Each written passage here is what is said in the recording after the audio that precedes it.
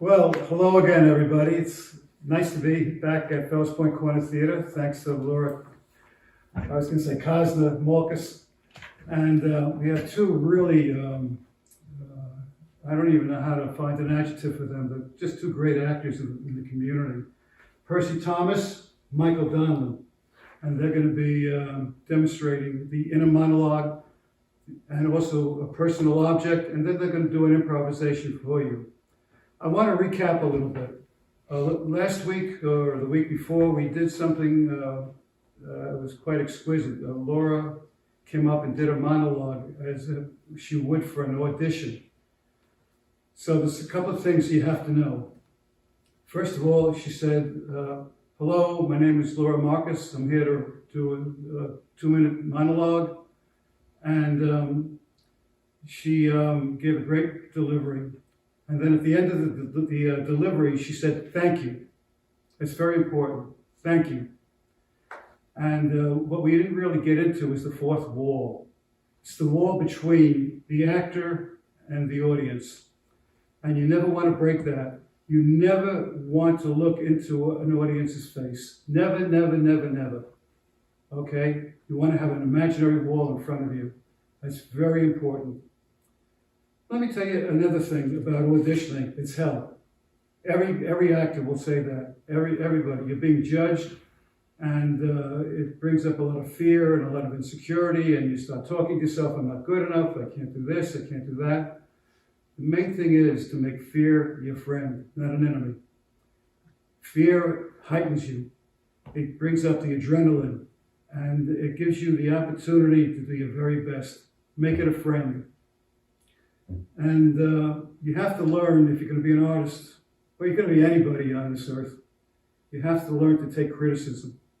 Now, there are two kinds of criticism. The one that's caca. It's really terrible. People say, I didn't like your performance. It means nothing. Get that out of your mind. But the person who could come along and say, I saw your work, it was very good, I saw what you were trying for, I think if you did this, it would make things better. That's what you listen for. How to make your personal inner voice stronger, more definite, more defined. So learn how to take criticism, learn how to deal with your fears, and always breathe from the diaphragm, like we showed you back then. It's very important to take a deep breath from the diaphragm and let it out nice and easy and nice and slow. Get yourself ready, and then walk on stage and do what you have to do. Never, never, never let the audience see you working. It's always you as the character. And an audition, same thing. You're performing as if you were the character. And never break that illusion. It's all the gift of the great imagination and your ability to concentrate on the imaginary moment and bring reality to the audience. That's the game. And it's been going on for 2,000-3,000 years, I don't know, since the Greeks probably, really, Sophocles and Euripides and all that group. And they gave us some great plays, and the main purpose of the plays was catharsis in the theater. People could come to the theater and watch the actors express an emotion, and they could in turn feel their own emotions, their own life. And so theater ultimately is great literature, the great plays is anyway, and it enlightens the soul. It enlightens who we are as human beings and helps us be better at the job. We all have a responsibility to the truth. Sometimes we can differ from that, but the truth that you believe in, you have to fight for. And that's why we go to the theater, for catharsis, to purge ourselves of all that emotion that's in us, and to find an element of truth that we can live by. So, okay, a couple of other rules. On the stage, you have to be in the moment by moment. Acting is reacting truthfully within the imaginary circumstance. Okay, you have to be in the moment. You can't anticipate what's going to happen next. You have to wait till the telephone rings to answer it. You can't reach for the glass of water until it's offered. You have to be in the moment, and you have to listen. And listening is a skill. It's a heightened level of listening. But to listen requires a lot of concentration And you can't waver in that concentration, because the minute you do, especially in community theater, where the theaters are very intimate and close, the audience will pick it up, and you'll break the illusion, and you'll break the moment on stage. You have to listen, stay in the moment, know what your character is fighting for, what your character is driving to get, and ultimately, it's what he leaves with. That's the important thing to remember. You have to know what your character is fighting for. We'll get onto that in a little bit. Nice to see my two old friends here. Hello. Hey, Barry. Yeah, Barry. good to see you. Last night we practiced a little bit what we're going to do today, and we had a great time. We didn't drink, but we just had hors d'oeuvres. My wife put a little spread out, and we talked about theater and politics for about 3 hours, and then I kicked him out of my house. Okay. All right. Let's get to the demonstration here.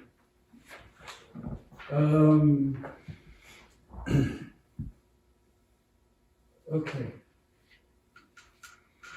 Michael and Percy are going to do something for you now. We're going to have what Lee Strasberg used to call the personal moment. I'm going to get out of the camera so you can concentrate on them. And the personal moment has to have a personal object attached to it. And the actor has to really stay concentrated and fully involved in the imaginary, which is a great exercise for learning how to be a good actor on stage. Be 5 or 6 years old, okay? All right, guys? Yeah. See a favorite object. Could be an animal, it could be a toy.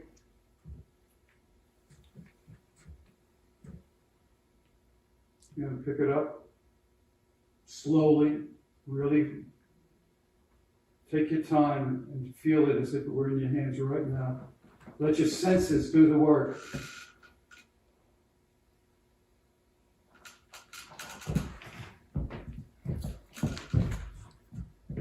Slowly take your time, Mike.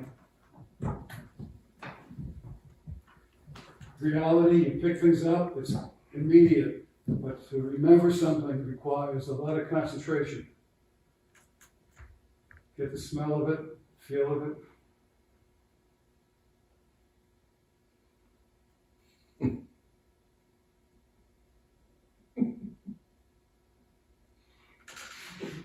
Very good, very nice work.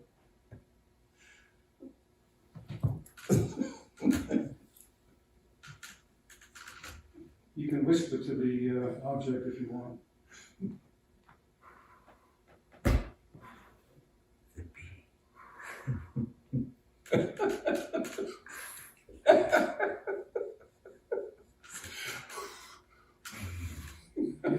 Get the smell of it.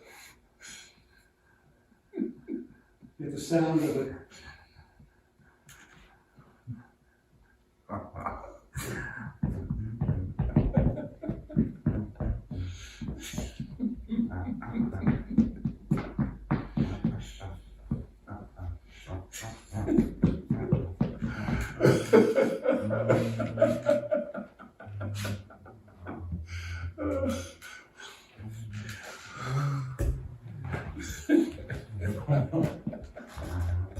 Be aware of the room that you're in.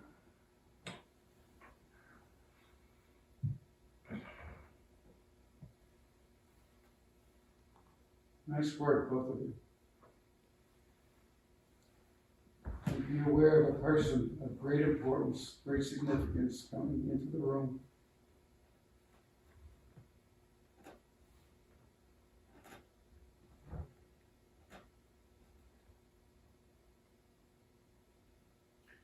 See what the person is wearing.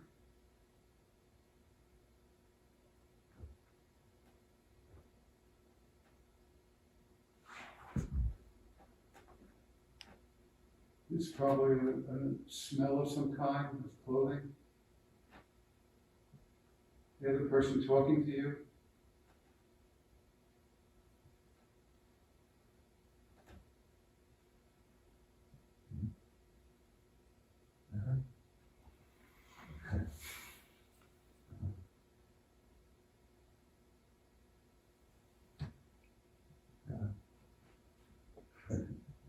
the person's touching you.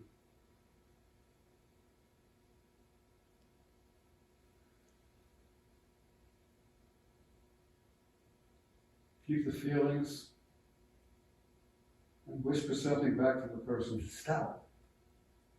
Stop it. Stop. Don't go. Stop it. Don't Stop leave me. it. No. Don't leave me. No. No. I need you. Don't Now the care. person's I leaving. don't care. Don't leave I me. don't care. Feel the person going. Go back to your object. Don't go.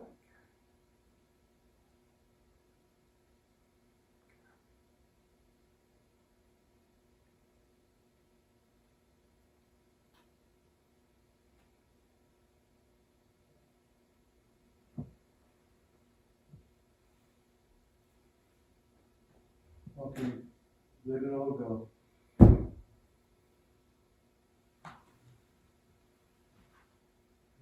Now I'm going to give you a situation. It's toward the end of the Civil War, shortly after the Emancipation Proclamation came out.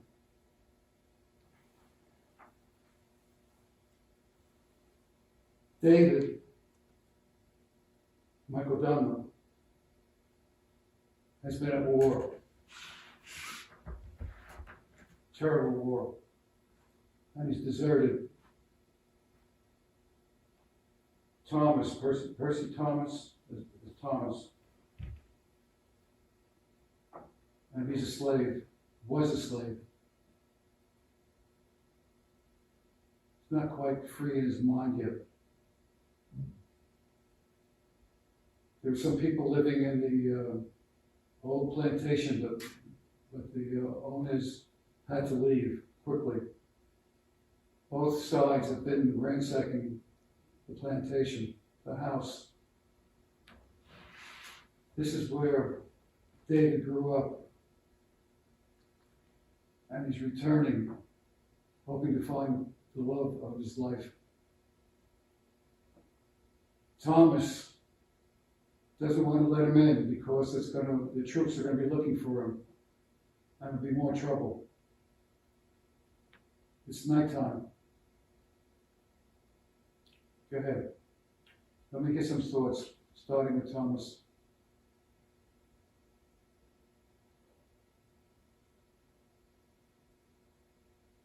Percy?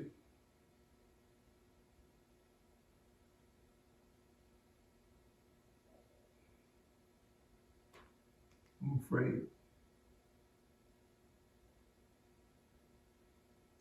I won't be left alone.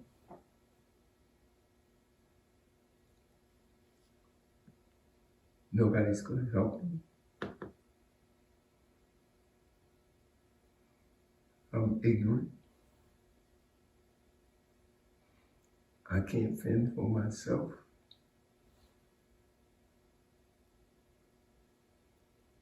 There's no help for me.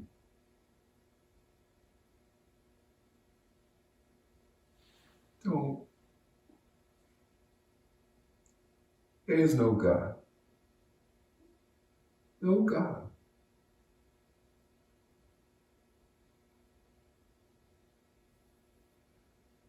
My master's gone. Left me here. What does he expect? A poor, ignorant, dumbass slave to do? I got nothing. My sister's gone.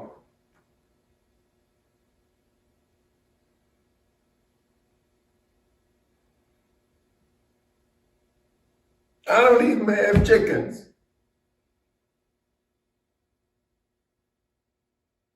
Couldn't take care of my family.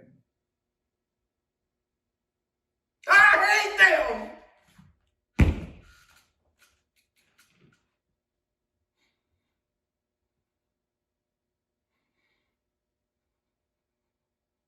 They gonna come after me now. And there's no master to protect me. He wasn't no goddamn good master. He wasn't no master. No master would leave his property.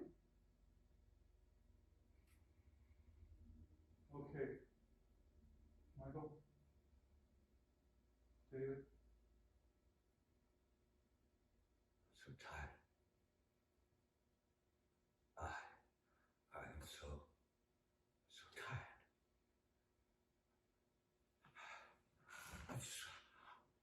Just please, just give me some moments of rest from the pain. Give me moments of rest. No longer. Give me 1 minute, just 1 minute. Let me come home. Let me be home. Let me be safe. Let me remember what it feels like to be loved, to belong, to believe in something, to want something, to need something, to have peace,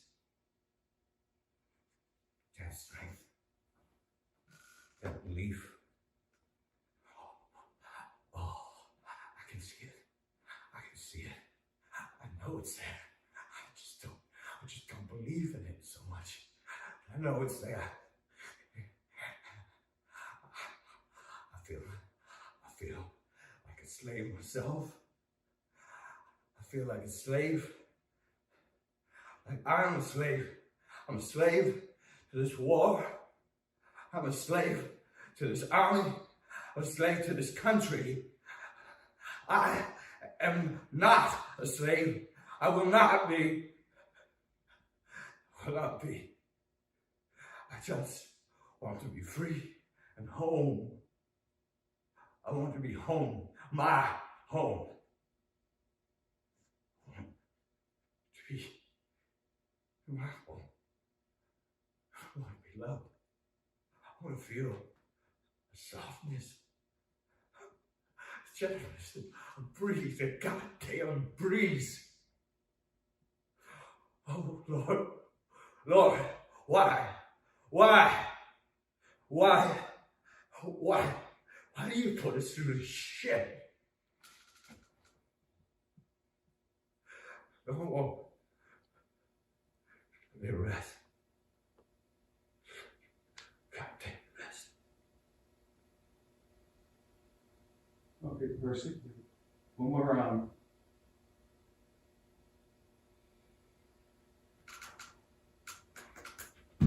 Rest.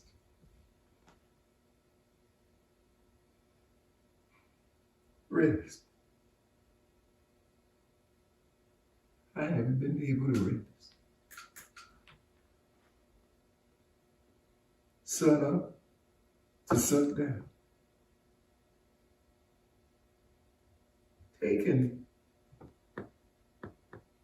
the lash to my own kind.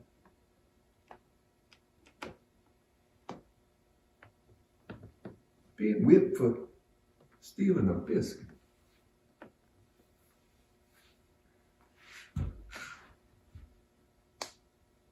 I ain't got no home. Home.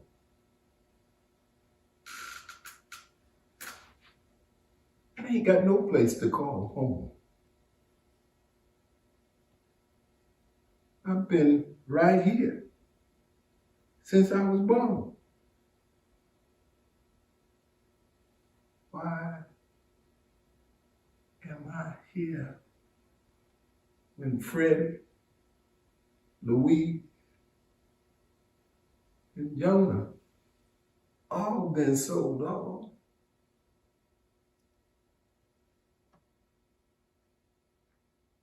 Ain't no rest for me.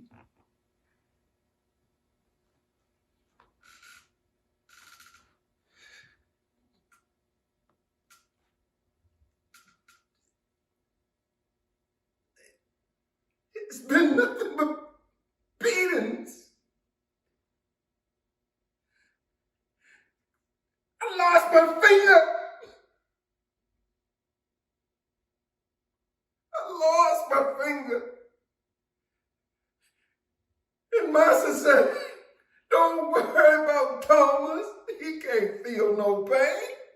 They don't feel pain. Rest. It ain't nothing but hurt for me. Very good. Okay, David.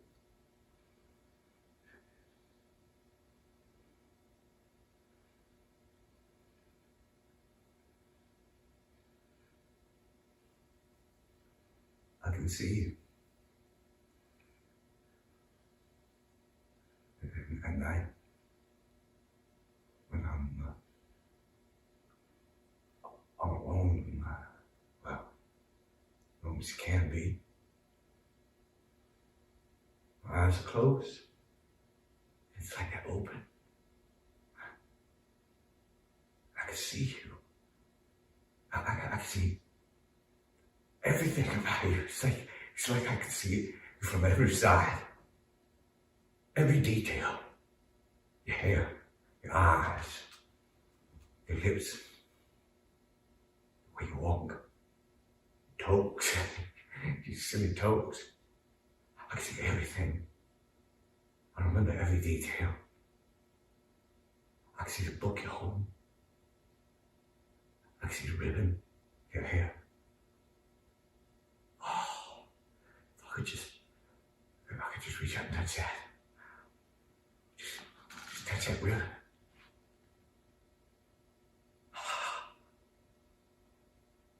You have no idea how you've kept me alive. Not just you, it's who you are has kept me alive. I'm not a good man. I'm not. But you make me want to be a good man.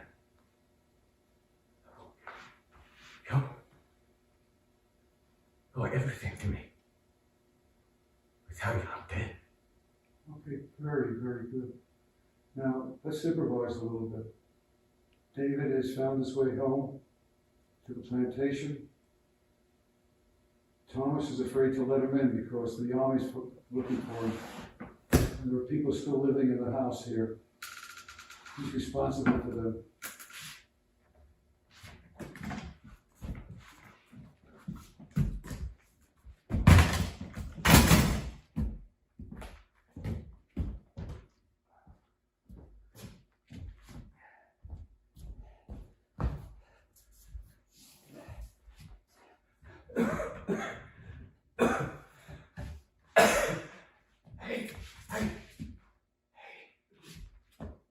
You can't be in here.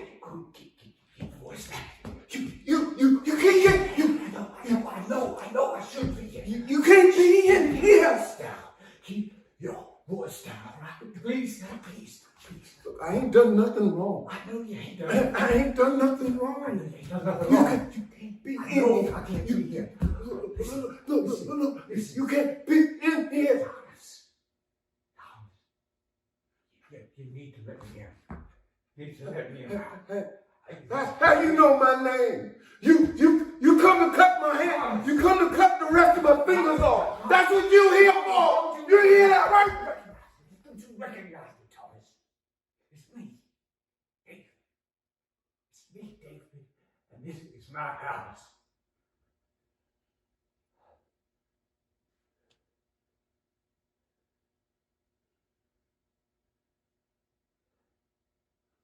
Yes. My God. Yes. It's me. I'm not going to do anything. Come on. My God. Yes. You are hurt. Yes. I'm hurt now. I need some help. You can't help me. You can help me. How can I help you? I just need some water. Hey, just, no. Come. Let me get you. Hold that. Just rest here. Rest a little. Just rest here. I'm gonna get you some more. What's the matter here? Don't you. Good to see you. Good to see you, Thomas. Let me get you some water.